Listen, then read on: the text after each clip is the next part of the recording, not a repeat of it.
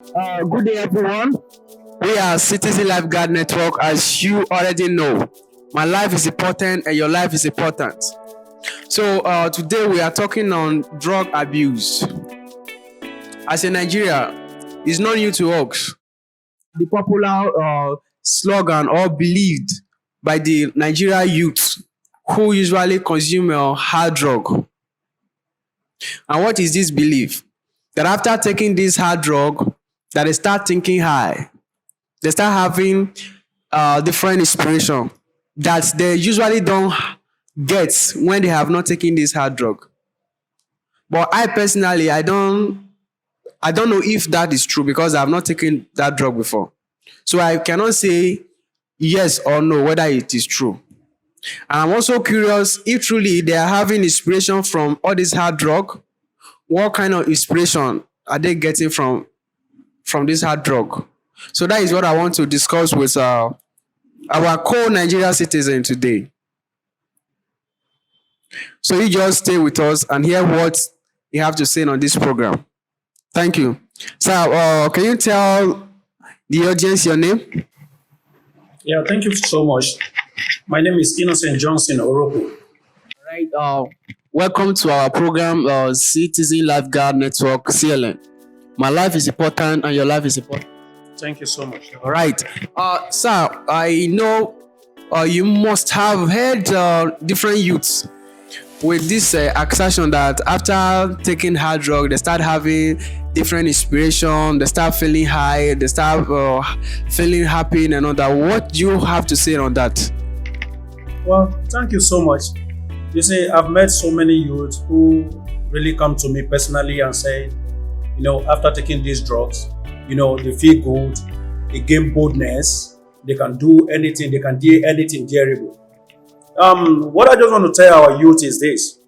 The inspiration you get from these drugs can lead you to death. Because those boldness you're talking about, what you, under normal circumstances, you may not be able to dare those things. Those are wrong inspiration. Because giving you that boldness to dare the undareable, it will definitely cause you death.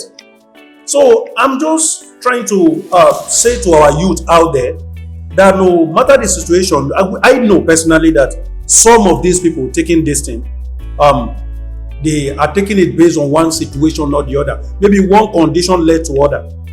But I want to tell you that it will do you no good. It will do you no good. Emphasis that it will do you no good. It will do you no good. Because those inspiration you're talking about, a situation whereby you take these things and, you find yourself going to do what you are not supposed to do under normal circumstances. So therefore, unexpected result may come out from such action of yours. Because if you're with your real mentality, there's no way you can be daring the undareable just as you target. Because they told me, they said it gives them inspiration to dare the undareable. Crazy.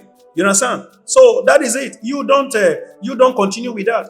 And for you to keep living your life in drugs or surviving on drugs, my dear, life is one. It has no duplicate. So imagine you, a young guy, a graduate, and a handsome and beautiful ladies that are supposed to fulfill destiny. And you see, I've seen so many of them along the street. You see them misbehaving like an imbecile after taking the whole thing, misbehaving like an imbecile, behaving anyhow, losing their senses. And at the end of the day, instead of you to just sit down and think about your future and your destiny, you'll be carried away by those things. You feel as if you don't have even any single problem, of which the Bible makes us understand. Even the world itself is a battlefield. So you need to stay focused. Those things will distract you. It will get you distracted. You will lose focus completely. You won't even remember your visions. So I advise our youth to stay completely out of drugs. Stay abstinence from drugs. Total abstinence. Total abstinence from drugs. It won't help. Rather, it will destroy destiny. Thank you. Thank you very much.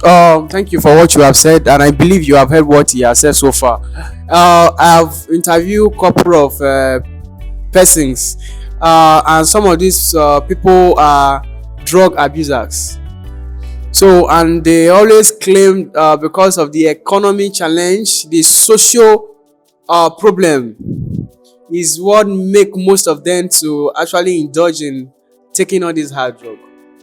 Are you also of that view? Are you of that opinion? Do you believe is actually the socio-economic challenge in the society or in the country that actually lead them to this hard drug? Because the reason why I'm asking this question, which I have also told most of them my own personal response to that, opposite to that belief. So I don't know. Do you agree to what's the claim? Well, I think I've come across them saying this also. When you're talking about socio-economic challenge, and that is why they need that person called Jesus. You see, why am I going into this? Because when you are looking at the current situation in our country, if you allow yourself to be carried away, definitely you must misbehave.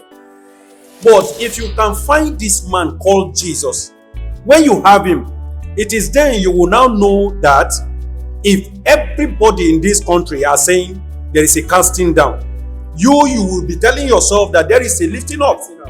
Because if you have this man called Jesus, you won't be focusing on these economic challenges and all over. You will focus and you will know that you are not depending on the economic of this very country, but the economic of heaven. That's right.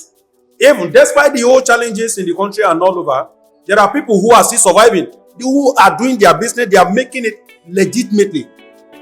They are doing their things in a rightful way. So you should allow the current situation of our country to push him or her into drugs. If you allow that, you are rather destroying yourself. You rather want to kill yourself before your time. And I want to let you know, you killing yourself before your time is not only your problem, but I want to tell you that there are so many lives that are depending on you. You were born into that family to fulfill a specific purpose.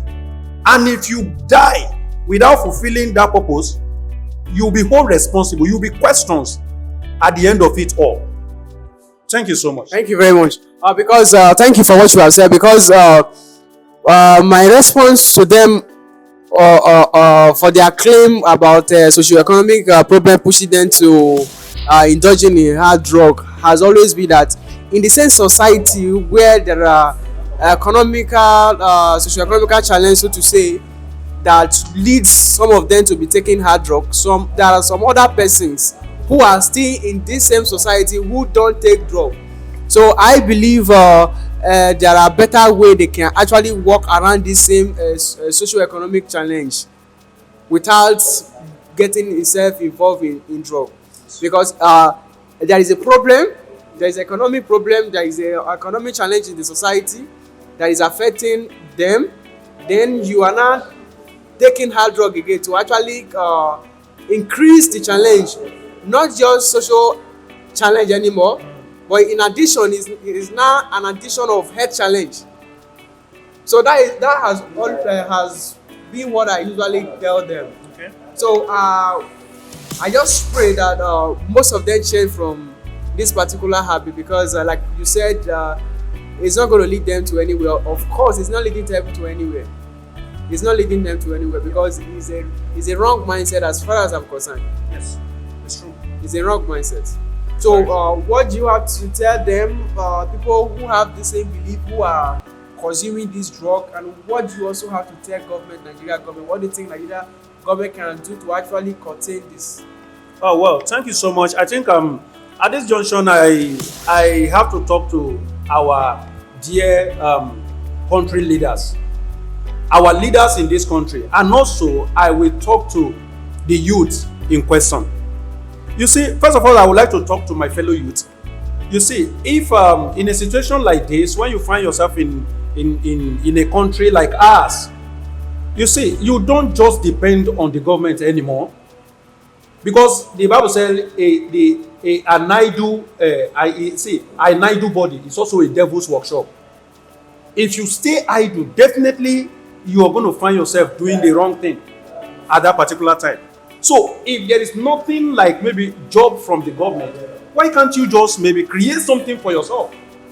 You drop this ego, drop your shoulder, find something doing, get yourself engaged. By the time you are fully engaged, honestly speaking, I will tell you that you won't even have time to say, let me go and take this, let me go and take that. By the time you are occupied from morning, from when you wake up by 5 o'clock, you try to meet up, you know how we face it in Lagos here, due to the traffic and all of that. You wake up by 5, before you get to the office it's already 7, and you'll be engaged from that 7. Maybe you close by 5 or 6.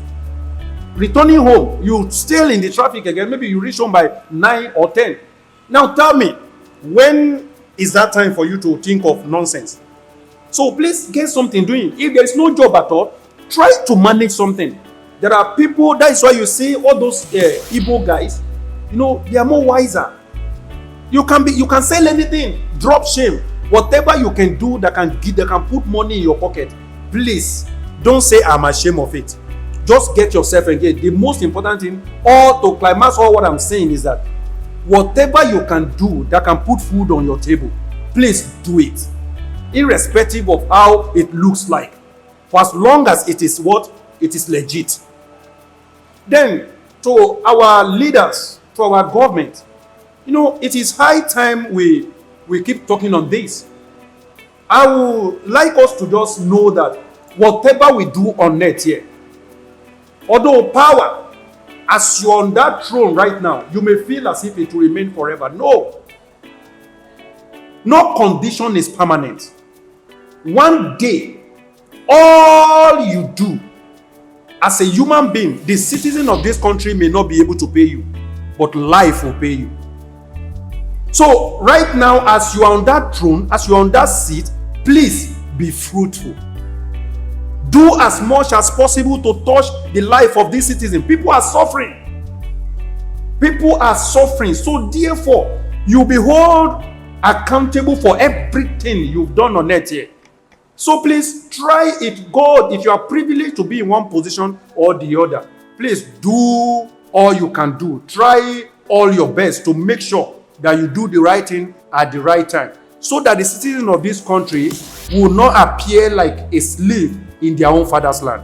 Thank you so much. Oh, thank you very much for what you have said, Mr. Innocent, and we are pleased to actually have you in our program today, and we appreciate all what you have said. You have said nothing but the truth, and I believe the viewer and whoever we watch this video or heard what you have said from another person, so I believe that definitely they will make a change, because it's actually expedient that they do so, because it's to their advantage.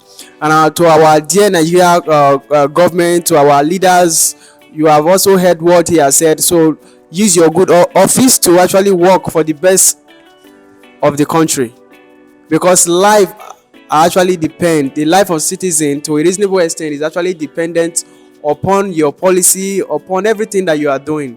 So the Nigerian citizen want a good life, and that's the reason why you're actually being elected into that office. So you should not see it as an opportunity to be an autocratic or work in disadvantage to the good of the people. So just lead right and ensure that everything is fine. So for those that are indulging in hard drug, we just want to advise you as Citizen Lifeguard Network. So you have to stop that, because it's not good for you. It's not good for your health. Thank you very much. We'll see you in our next video.